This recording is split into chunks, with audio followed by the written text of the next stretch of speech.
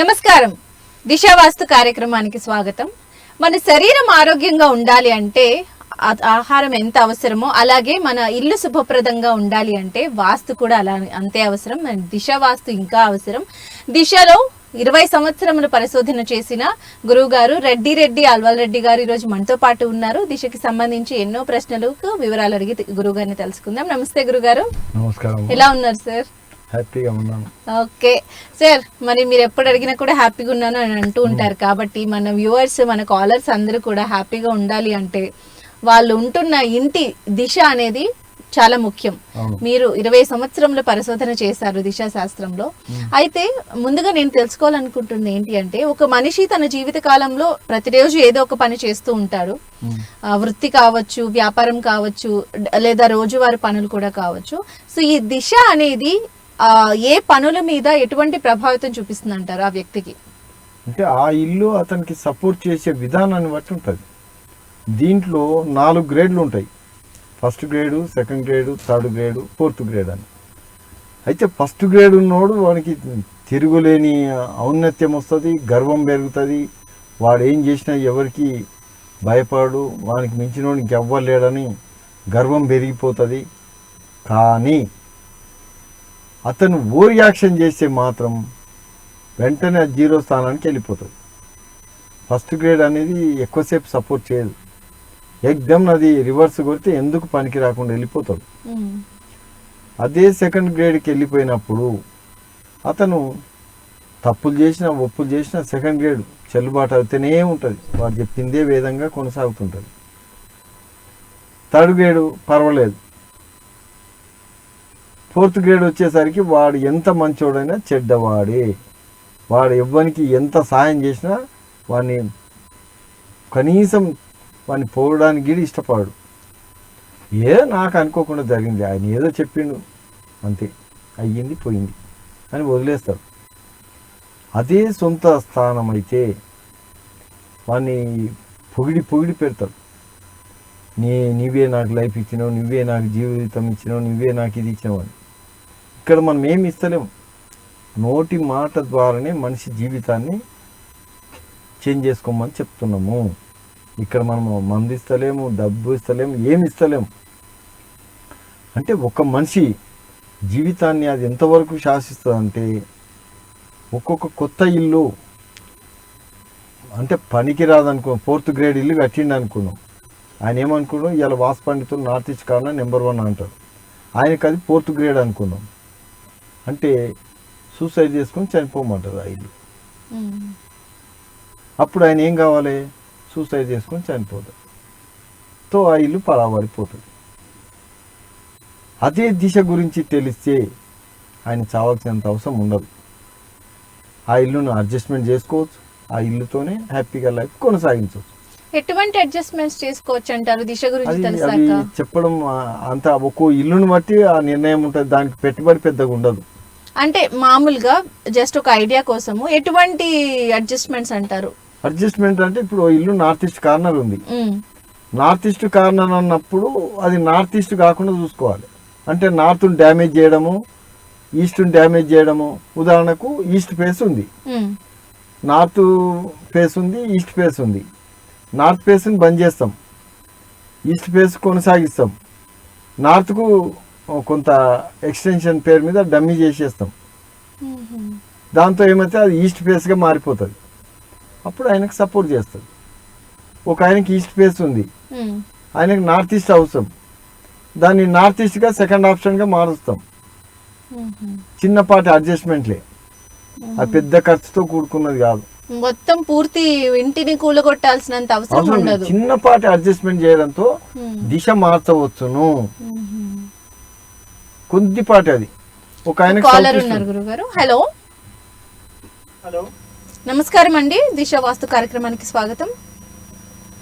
Ma'am good evening ma'am. నేను Vodafone idea నుంచి మాట్లాడుతున్నాను మ్యామ్. నా పేరు అవినాష్, నేను మీకు సర్వీస్ మేనేజర్ మ్యామ్.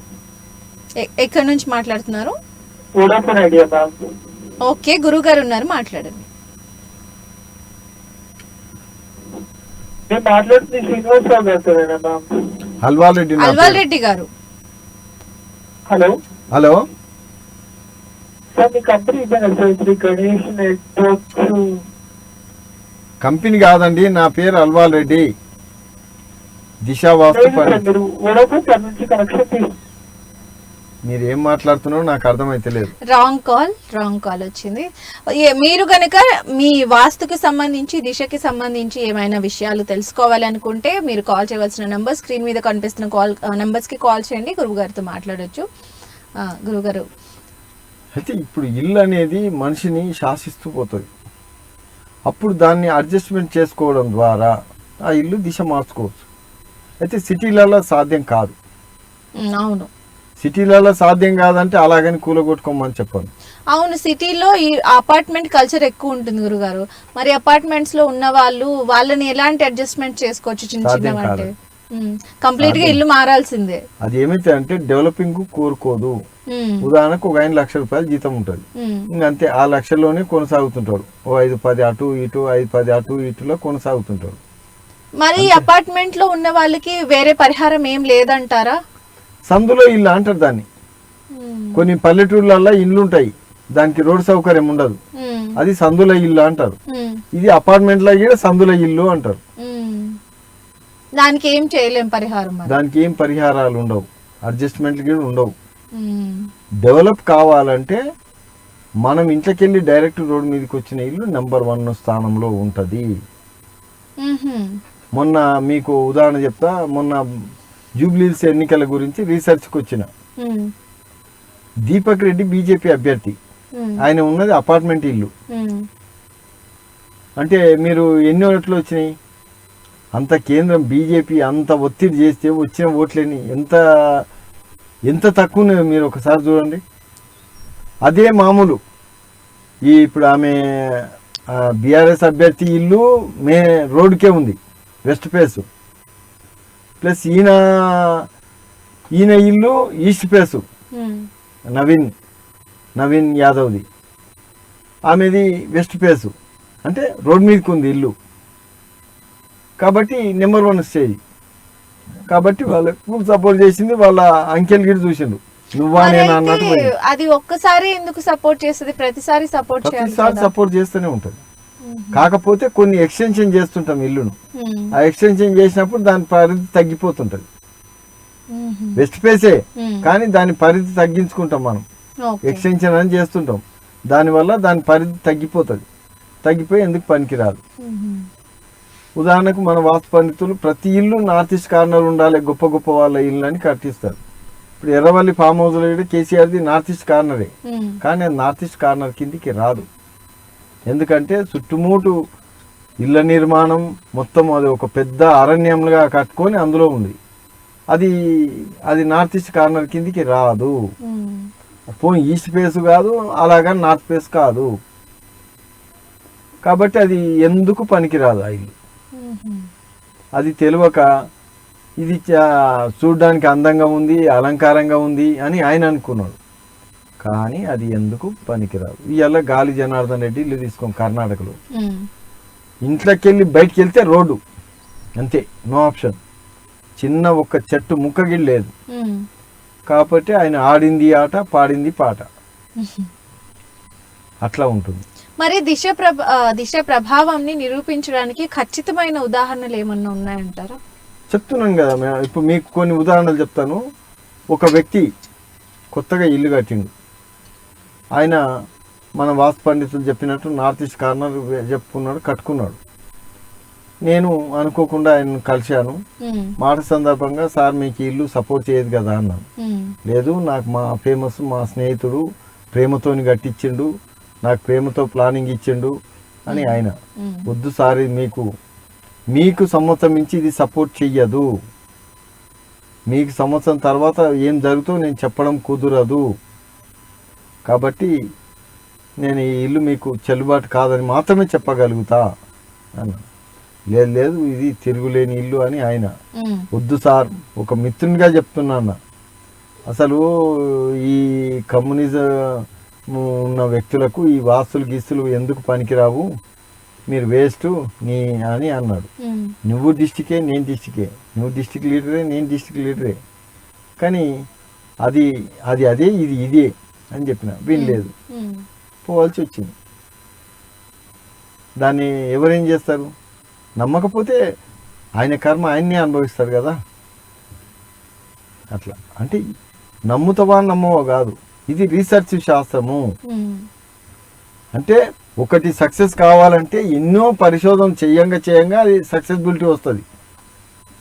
కాబట్టి నేను ఈడికెళ్ళే వాళ్ళ ఇల్లు గురించి చెప్పినప్పుడు నీ సమస్య ఇది కదా అని చెప్పగలుగుతున్నా. అంటే ఎంత పరిశోధన చేస్తే ఎంత 100% క్లారిఫికేషన్ ఉంటే తప్ప ఆ విధంగా చెప్పడం కుదరదు. ఓకే. ఒక్కసారి కూడా నాలుకే గడుచుకోవాల్సినంత అవసరం ఉండదు. వాళ్ళు ఇలా చెప్తుంటే నీ సమస్య ఇదే పో అని చెప్తుంటారు, వాళ్ళు అవునులే అనే అంటారు. అంటే అంత క్లారిఫికేషన్ ఉందంటే ఎంత రీసెర్చ్ జరిగితే చెప్తాం. అది ఏ పాత పుస్తకాలు లేవు, ఏ శాస్త్రాల్లో లేదు. మరి ఎలా రీసెర్చ్ చేశారు? నేను చిన్నప్పుడు వ్యవసాయ కుటుంబం మాది, వ్యవసాయం చేసుకునేవాడిని. నాకు వేరే వ్యవహారాలతో కానీ రాజకీయాలతో కానీ ప్రజలతో కానీ నాకు ఎటువంటి సంబంధాలు ఉండేవి కావు. వ్యవసాయం చేసుకునేవాడిని. ఉమ్. అంటే రాత్రి పగలు అంటే పొద్దున దగ్గర వ్యవసాయ పనులు, మళ్ళీ రాత్రిపూట నీళ్లు వారబెట్టుకోవాలి, పొలాలు చూసుకోవడాలు. అంటే రాత్రి పగలు వ్యవసాయం తప్ప వేరే ఆప్షన్ ఉండేది కాదు. వరుసగా 3 పంటలు దెబ్బతిన్నాయి. ఉమ్. ఎంత నష్టం రావాలనో అంత నష్టం జరిగింది. అప్పుడు నన్ను చూసిన మా అమ్మ చాలా బాధపడ్డది. వీడు ఇంత రాత్రి పగలు కష్టపడతాడు, అంత అవారగాళ్ళలాగా తిరిగి ఏమో హ్యాపీగా ఉంటారు, వీడు ఇంత కష్టపడి ఏం లాభం లేకపోయింది అని, నీ దిశ మారితే తప్ప నీ బాగుపడవురా, నువ్వు వేస్ట్, నువ్వు చేసిన కష్టమంతా బూర్దిలో పోసిన పన్నీర్ అయింది అని చెప్పింది. అంటే దిశ మారితే దశ మారుడు అంటే ఏంది అన్నాను మా అమ్మను. అంటే పెద్దలు అంటారా, అంతకుమించి నాకేం గుర్తు అన్నది. ఉమ్. అనుకోకుండా ఏదో ఒక పుస్తకంలో దిశల గురించి వివరిస్తూ అక్షరాలు విభజించవచ్చును అని వాడు పేర్కొన్నాడు. ఉహుం. చూద్దాం దాని మీద ఎలా ఉంటే ఎలా ఉంటుందో అని రీసెర్చ్ చేయడం మొదలుపెట్టిన. అంటే పుస్తక పరిశోధననే ఇది? పుస్తకం ఈ తెలుగు అక్షరాలను ఇన్ని భాగాలుగా చేయవచ్చును, ఉమ్. ఒక్కో దిశకు ఇన్ని అక్షరాలు ఇవ్వవచ్చును, ఆ అక్షరాల ప్రభావం ఈ విధంగా ఉంటుంది అని చెప్పిండు. అంటే నిజంగానేనా అది అని చెప్పి ఒక్కొక్క ఇంటికి ఆ ఇంటికి ఉన్న వ్యక్తికి సంబంధించి చూడడం మొదలుపెట్టిన. ఈ దిశ ఈయనకి ఎంతవరకు సపోర్ట్ చేస్తుంది, అరే మనిషిని చంపేస్తుందా అనిపించింది. ఒక మనిషి చనిపోయాడు ఎటువంటి కారణం లేకుండా. అంటే ఒక మనిషి ఆత్మహత్య చేసుకోవాలంటే ఎన్ని బాధలు అనుభవించలేక తప్పదు, ఇక నేను జీవించడం కుదరదు అనుకుంటేనే ఆత్మహత్య చేసుకుంటారు. కానీ ఆమెకి ఎటువంటి ప్రాబ్లమ్స్ లేకుండానే చనిపోయింది ఆత్మహత్య చేసుకుంది. కేవలం ఎవరో ఒక ఆమె తిట్టింది అని అది ఊహించుకొని ఆమె సూసైడ్ చేసుకుంది.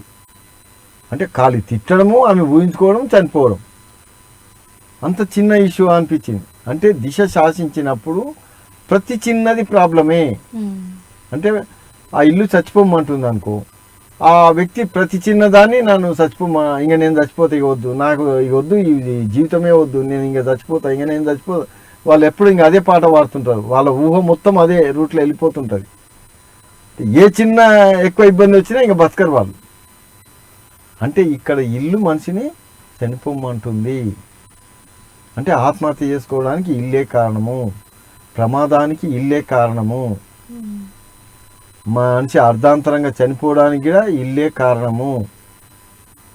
ఒక మనిషి ఈరోజు హీరో రేపు జీరో అవుతున్నాడు అంటే కూడా ఇల్లే కారణము. అంటే ఇల్లు అనేది మనిషిని శాసిస్తుంది. కాబట్టి నేనేమంటున్నా అంటే దిశ గురించి ప్రభుత్వం దీన్ని ఒక పాఠ్యాంశంగా పెట్టి ప్రతి ఒక్కరికి ఈ శాస్త్రము అద్దేలా చూస్తే ప్రతి ఒక్కరు ఇలా సంతోషంగా జీవించగలరు కదా అనేదే నా ఉద్దేశం. ప్రతి ఒక్కరూ సంతోషంగా జీవించాలంటే దిశ తప్పనిసరి అనేదే నా పరిశోధన ఫలితం చూపిస్తున్న విషయం. మరి గురుగారు, ఒక మనిషి మీద దిశ ప్రభావం ఎక్కువ ఉంటుందంటారా, లేకపోతే వాస్తు ప్రభావం ఎక్కువ ఉంటుందంటారా? ఇప్పుడు మీరు కాల్స్ చూస్తుంటారు, ఏ ఒక్కరికైనా నీ వాస్తు బాగాలేదు అని కానీ నీ ఇల్లు అని నేను వాస్తు గురించి ఒక్క వర్డ్ కూడా వాళ్ళతో మాట్లాడను. మీ ఇల్లు ఏ దిశలో ఉంది, ఏ డైరెక్షన్లో ఉంది అని అడుగుతాను. మీ సమస్య ఏందో నేను చెప్పేస్తాను, మీరు ఒప్పుకుంటున్నారు. అంటే ఇక్కడ వాస్తు అనేది ఎక్కడ రాలే. వాస్తు అనేది వస్తే నీ బాత్రూమ్ ఏడుంది, నీ పొయ్యి రూమ్ ఏడుంది, నీకు బాత్రూమ్ గుంతలు ఏడున్నాయి, మెట్లు ఏ ప్రకారంగా ఉన్నాయి, అవన్నీ వాస్తు గురించి అడిగేవాడిని. ఒక్క వర్డ్ కూడా వాస్తు గురించి నేను అడగను. ప్రతి ఒక్కరికి ఉండేది దిశ ప్రభావమే. అదే ఎక్కువ ఉంటుంది వాస్తు ప్రభావం 80% దిశ ప్రభావమే ఉంటుంది. కేవలం 10-20% మాత్రమే వాస్తు ప్రభావం ఉంటుంది. మరి ఇల్లు కొత్తగా కట్టించుకోవాలనుకున్నప్పుడు, ఇండిపెండెంట్ హౌస్ అపార్ట్మెంట్ కాదు, కొత్తగా నిర్మించుకునేటప్పుడు అప్పుడే కనుక దిశని కరెక్ట్ గా చూసుకొని కట్టించేసుకుంటే అందరికి యజమాని పేరు మీద ఇంటి ప్లాన్ నెంబర్స్ చెప్పాలి. వాళ్ళ గురించి అన్ని విషయాలు క్లియర్ గా మాట్లాడాలి. ఆ తర్వాత ప్లాటు ఏ దిశలో ఉంది, ఏ దిశలో కట్టుకోవచ్చు, ఎట్లా కడితే బాగుంటది, అది ఎవరికి లాభం చేస్తుంది, ఎవరికి నష్టం చేస్తుంది అంటే దాన్ని పరిశీలన చేస్తే వాళ్ళకి జరగబోయే విషయాన్ని మొత్తం చెప్పేయచ్చు. గురుగారు, మరి మీరు ఇప్పటి వరకు చూసిన ఎంతో మందికి మీరు చూపించారు కదా, దిశ చెప్పారు కదా, మరి మీరు చూసిన వాళ్ళలో మీరు ఎటువంటి మార్పులు కూడా సూచించకుండా ఖచ్చితమైన దిశతో ఉన్న వాళ్ళని ఎవరినైనా చూడడం జరిగిందా? ఖచ్చితమైన వాస్తు ప్రకారం ఇండ్లు అంటేనే మన ఎమ్మెల్యేలు ఎంపీల వాళ్ళ ఇండ్లే ఉంటాయి, ఎక్కువగా కోటీశ్వర్ల ఇండ్లు ఉంటాయి వాస్తు ప్రకారం. మిగతా సెకండ్ క్లాస్ థర్డ్ క్లాస్ వల్ల మొత్తం వాస్తు దోషాలతోనే ఉంటాయి. ఖచ్చితమైన వాస్తు ప్రకారం నిర్మాణాలు ఉండవు. అలాగని వాళ్ళకి పెద్ద సమస్యలు ఏమి ఉండవు.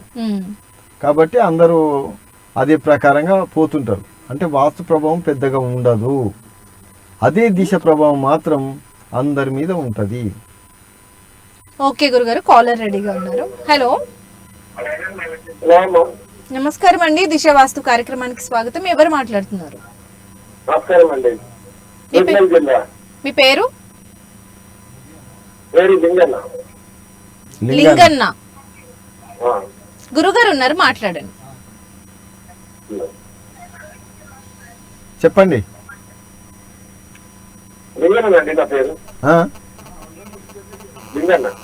మీ ఇల్లు ముఖద్వారం ఎక్కడ?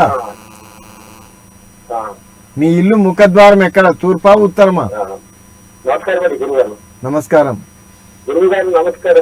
నమస్కారం అండి. మీ ఇల్లు ముఖద్వారం ఎక్కడుందో చెప్పండి.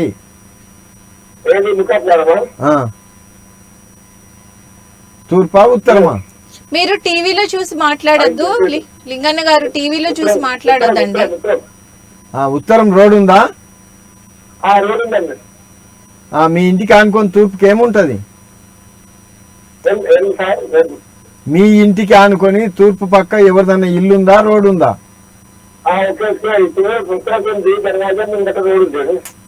తూర్పు తూర్పు మీ ఇంటికి తూర్పులో ఏముంటది? తూర్పుకి రోడ్ ఉంది. తూర్పుకి ఇల్లుంది. పడమటికి? పడమటికి ఇల్లే ఉందా? ఏం పేరు నీ పేరు? లింగయ్య కదా? నీకు బానే ఉంది. మీ భార్య పేరు? మీ భార్య పేరు? లింగన్న గారు, మీరు టీవీలో చూసి రెస్పాండ్ అవ్వద్దు దయచేసి. ఎందుకనంటే టీవీలో కొంచెం లేట్ గా వస్తుంది కాబట్టి మీరు టీవీలో చూసి రెస్పాండ్ అయ్యారంటే మీకు అర్థం కాదు, కన్ఫ్యూజ్ అవుతారు. టీవీ వాల్యూమ్ మ్యూట్ పెట్టేయండి లేదా పక్కకు వచ్చి మాట్లాడండి. మీ పిల్లల పేర్లు, మీ కొడుకుల పేర్లు? మరి ఇబ్బంది బాగా పడుతున్నాడు కదా? మీ కొడుకు ఇబ్బంది బాగా పడుతున్నాడు కదా? మరి నేను అదే చెప్తున్నా, నీకు మీ భార్యకు బాగుంది, మీ కొడుకే ఇబ్బంది బాగుంది. మరి ఇల్లు అట్లున్నప్పుడు కొద్దిగా కష్టం కదా.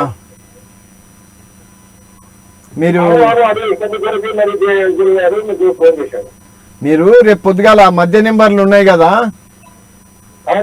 ఆ మధ్య నెంబర్లకు రేపు పొద్దుగాల మాట్లాడి దాని గురించి క్లుప్తంగా తెలుసుకుందరు పూర్తిగా. ఇప్పుడు టైం సరిపోదు, దానికి ఆప్షన్ చెప్తా, రేపు పొద్దుగాల మాట్లాడండి. ఓకే అండి, కాల్ చేసినందుకు ధన్యవాదాలు. మరొక కాలర్ రెడీగా ఉన్నారు. హలో, నమస్కారం అండి. దిశ వాస్తు కార్యక్రమానికి స్వాగతం. ఎవరు మాట్లాడుతున్నారు? ఎక్కడి నుంచి?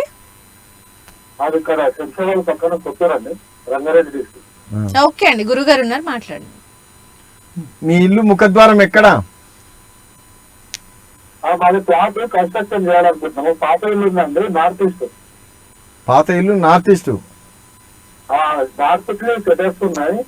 ఇక్కడ బ్యాక్ సైడ్ పాత ఇల్లు ఉండేది కూలబెట్టినాము. బిల్డింగ్ కన్స్ట్రక్షన్ చేయాలనుకుంటున్నాము. నార్త్ ఈస్ట్ నార్త్ 45 తీసుకుంది. ఈ సైడ్ ఏమంటారు బ్యాక్ సైడ్ ఏమో 70 ఫీట్లు. నేను అట్లా చెప్పాను కానీ నీ ఇల్లు నివాసం ఇల్లు అడుగుతున్నావా, కొత్త ప్లాట్ గురించి అడుగుతున్నావా? నివాసం అంటే నేను ఇంతకుముందు అక్కడ ఉన్నాయి. ప్రజెంట్ అది షాప్స్ ఉన్నాయి. ఆహా. అవి 2000 కట్టాలి. ఇప్పుడు నువ్వు ప్లాట్ కొత్తగా తీసుకున్నావా? పాతదే మాది. అది కొత్తగా కట్టాలనుకున్నావు. అది దానికి రోడ్ ఎక్కడా? దాంట్లో మెయిన్ రోడ్ నార్త్ ఉంది. 40 ఫీట్ల రోడ్. తూర్పు తూర్పు 6 ఫీట్లు ఉంది. మరి అది చెల్లదుగా నీకు. ఈశాన్యం నార్త్ ఈశాన్యం కదా 6 ఫీట్లు ఉంది. అది కరెక్టే కానీ నీకు అది చెల్లదు కదా. నీకు ఆ ప్లాట్ చెల్లదు. దాన్ని అడ్జస్ట్మెంట్ చేసుకుంటే నీకు పనికి వస్తుంది. ఈశాన్యమా? నార్త్ ఈస్ట్ ఉండకూడదు నీకు. నార్త్ అన్న ఉండాలి, ఈస్ట్ అన్న ఉండాలి. ఫెన్సింగ్ అయితే రోడ్డు నార్త్ ఉందండి. రెండు దిశలు ఉంది కాబట్టి ఆ ప్లాట్ను అడ్జస్ట్మెంట్ చేస్తే నీకు పనికి వచ్చేటట్టు చేయొచ్చు. కాంటాక్ట్ నెంబర్ ఏంటో? అగో ఆ మధ్యలో ఉండే 2 పెద్ద నెంబర్లు. ఓకే, 999 అది. ఓకే అండి, కాల్ చేసినందుకు ధన్యవాదాలు. మరో కాలర్ రెడీగా ఉన్నారు. హలో, నమస్కారం అండి. దిశ వాస్తు కార్యక్రమానికి స్వాగతం. శ్రీదేవి గారా? ఎక్కడి నుంచి కాల్ చేస్తున్నారు? బుచ్చిరెడ్డిపాలెం. గురుగారు ఉన్నారు, మాట్లాడండి. మాట్లాడండి. చెప్పండి. నమస్కారం. మీ ఇల్లు ముఖద్వారం ఎక్కడా? తూర్పా ఉత్తరమా?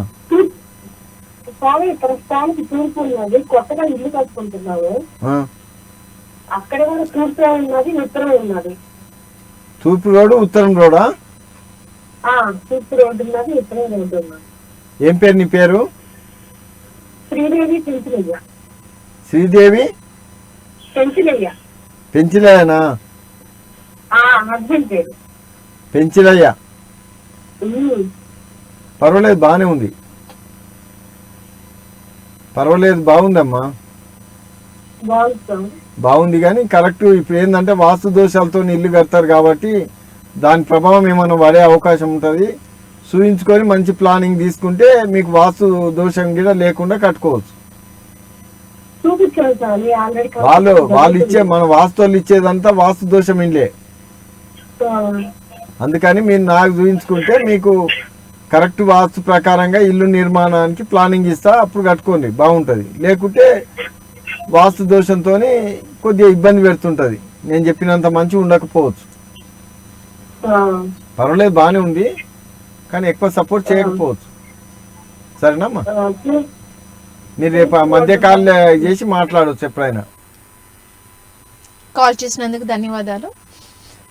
గురుగారు, చివరిగా ఒక క్వశ్చన్. అంటే ఇప్పుడు కాలర్ గురించి మాట్లాడుకున్నట్లయితే ఆమె ఆల్రెడీ కన్స్ట్రక్షన్ స్టార్ట్ అయింది, 2 బాగుంది ఇద్దరి పేర్లకి అని అన్నారు కదా.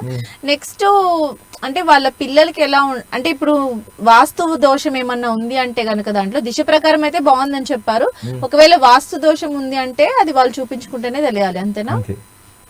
ఎందుకంటే వాస్తు దోషం వల్ల వాస్తు ఓడి చెప్తుంది, మనం వాస్తు పండితులు ఇచ్చేది ఇంకోటి. అయితే వాస్తు శాస్త్రం ఏం చెప్తుంది, ఈశాన్యం పెరిగితే ఇంటికి మంచిది అంటది. మన వాస్తు పండితులు ఏం చేస్తారు, ఈశాన్యం రూమే లేకుండా చేస్తారు. పెరుగుడ దేవుడు ఉన్నదే తగ్గించేస్తారు. ఇంకోటి తూర్పు ఆగ్నేయం పెరగకూడదని వాస్తు శాస్త్రం చెప్తుంది. వాళ్ళు తూర్పు ఆగ్నేయం పెంచే కడతారు. ఉత్తర వాయువ్యం పెరగకూడదు అంటారు. ఉత్తర వాయువ్యం పెంచే నిర్మాణం చేస్తారు. మరి అటువంటిప్పుడు వాళ్ళకి ఏ విధంగా సపోర్ట్ చేస్తుంది? దిశ సపోర్ట్ చేయొచ్చు, వాస్తు దాని ప్రభావం అది చూపించుకుంటది. అంటే డెవలపింగ్ ను అడ్డుకుంటూ పోతుంది. అడుగడుగున ఇప్పుడు అంతా బాగానే ఉంది, ఎగురుతావు, సంపాదిస్తావు, కానీ ఆ బర్కత్ హర్కత్ ఉండదు. అంటే డబ్బు నిలబడదు, అది ఇబ్బందులు పెడుతుంటది. అంత బాగానే ఉంది, ఎందుకు అవుతుంది, అంత బాగానే ఉంది అవుతుంది. దాన్ని ఏం చేస్తారంటే నరదిష్టి, నరదోషం, ఇది ఈ బొమ్మ కడితే వస్తుందా, ఆ బొమ్మ కడితే వస్తుందా అని అంటారు. అది అన్నీ ఏవీ లేవు. మన ఇల్లు కరెక్ట్ ఉంటే మనకి ఏ ప్రాబ్లమ్స్ ఉండవు. మనం సంతోషంగా జీవించాలంటే మన ఇల్లు కరెక్ట్గా ఉంటే సరిపోతుంది. మనము రాత్రి పగలు కష్టం చేసినా మిగిలేసి ఉన్ననే అంటారు. మేము ఇంత కష్టపడితే అంత కష్టపడితే ఏముండదు అంటారు. అవన్నీ ఏమి ఉండవు. ఇల్లు సపోర్ట్ చేసినంతసేపు హీరో, ఇల్లు సపోర్ట్ చేయనప్పుడు జీరో. మీరు దానికి ఒక చిన్న ఉదాహరణ చెప్తా. ఎన్టీ రామారావు చిన్నప్పటి నుంచి హీరోనే, పేరు ప్రతిష్టలు అన్ని వచ్చినాయి. రెండోసారి ముఖ్యమంత్రి అయినప్పుడు భార్య చనిపోతే లక్ష్మీపార్వతిని మ్యారేజ్ చేసుకున్నాడు. అప్పుడు మన వాస్తు పండితులు ఏమి ఇచ్చిండు, నార్త్ ఈస్ట్ కార్నర్ ఇల్లు ఇచ్చిండు ఆయన. ఇది చాలా బాగుంటది అని. కథం ఆయన పదవి పోయింది, రాజకీయం పోయింది, జీవితం పోయింది. ఆ ఇల్లు ఎందుకు పనికి రాక వదిలేసిపోయింది. ఉమామహేశ్వరికి ఇస్తే ఆమె కూడా సూసైడ్ చేసుకోవాల్సి వచ్చింది. ఇప్పుడు ఆ ఇల్లు పడావు. అంటే మన నార్త్ ఈస్ట్ కదా, మన వాస్తు పండితు ఇచ్చింది నార్త్ ఈస్ట్ కదా. ఏమైంది? మంచిది మంచిది అని ఇచ్చిండు, వాళ్ళ జీవితాన్ని నాశనం చేసిండు కదా వాస్తు పండితులు. దిశ ప్రభావం అనేది మనిషి జీవితాన్ని శాసిస్తుంది అంతే. ఇప్పుడు నేను ఇంత ఖచ్చితమైన ఉదాహరణ కదా. అవునవును, చాలా చక్కగా వివరించారు గురుగారు, ధన్యవాదాలు. చూసారు కదండి, ఇది ఇవాల్టి మన దిశ వాస్తు కార్యక్రమం. ఎన్నో విషయాలు అయితే అడిగి తెలుసుకుందాం. మరో ఎపిసోడ్ లో మరింత వివరాలతో మీ ముందుకు అటాచ్ చేస్తాం. అంతవరకు చూస్తూనే ఉండండి. This is your Shri signing off for today. నమస్తే.